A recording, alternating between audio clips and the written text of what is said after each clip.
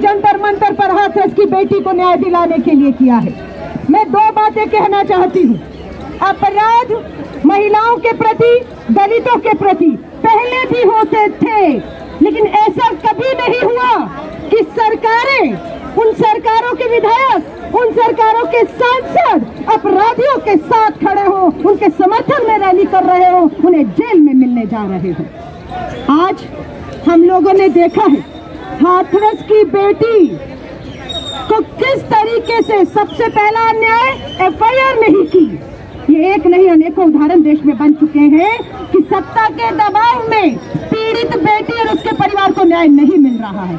FIR नहीं होगी, FIR होगी तो पीड़िता के मुताबिक नहीं, थानों के मुताबिक होगी कि रेप की धाराएं जोड़ी जाए या ना जोड़ी जाए।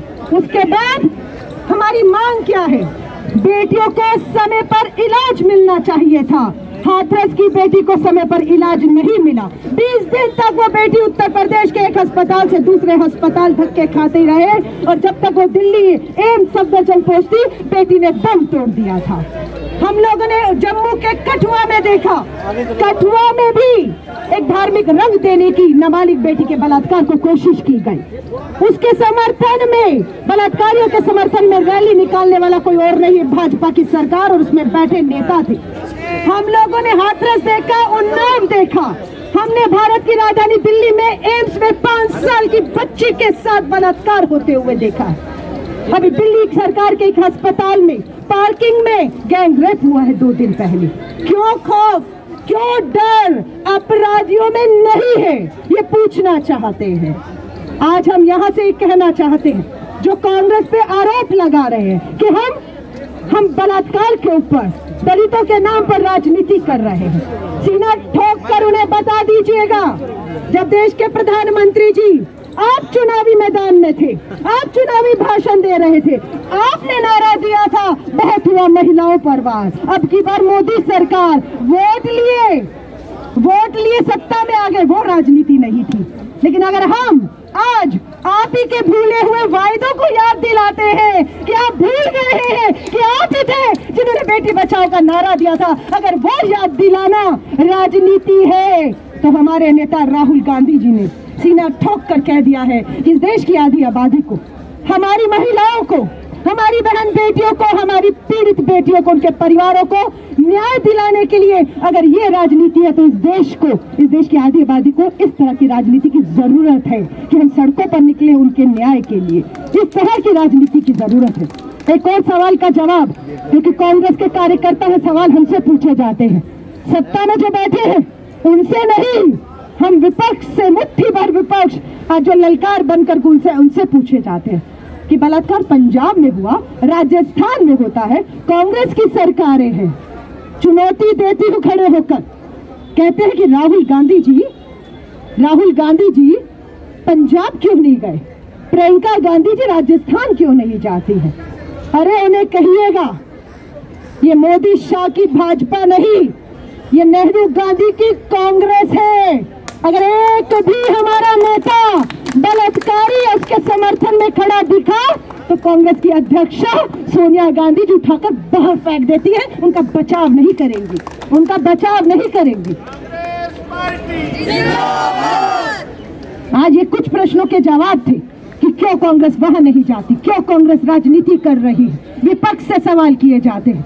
मैं आप सभी को कहूंगी, हम सबके सामने एक चुनौती भरा दौर सामने खड़ा है। दिल्ली के केजरीवाल गए थे एम्स में, 5 साल की बच्ची को वो सोचते हैं मैंने मुआवजा दे दिया, मेरी जिम्मेदारी खत्म हो गई। अरे उस बेटी का क्या मामला कोर्ट पे पहुंचा, फास्ट ट्रैक में पहुंचा, स्पेशल कोर्ट में पहुंचा? क्या गारंटी है कि उस नाबालिग 5 साल की बेटी के बलात्कारियों को 3 महीने फांसी के तख्ते पर केंद्र की मोदी सरकार शाह चढ़ा देंगे? नहीं, मुआवजा देके केजरीवाल अपनी जिम्मेदारी को सोचते खत्म हो गई। पलटकर नहीं देखा, शाह से मांग नहीं करते हैं। अब उनके लिए यहाँ धरने, प्रदर्शन, आंदोलन करते हुए आप केजरीवाल को नहीं देखेंगे। क्यों? क्योंकि समझौता हो चुका है।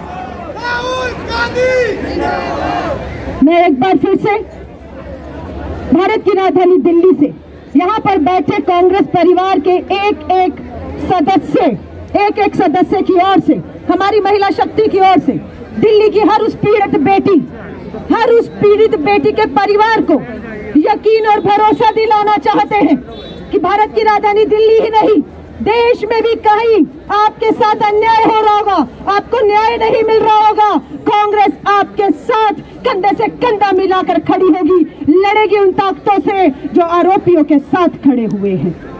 कुलदीप सिंह सेंगर भाजपा के विधायक बचाते रहे, पुलिस कस्टडी में पिता को, पुलिस हिरासत में पिता को मार डाला गया, बेटी का ट्रक से एक्सीडेंट किया, जलाने की कोशिश की, एम्स में पड़ी रही।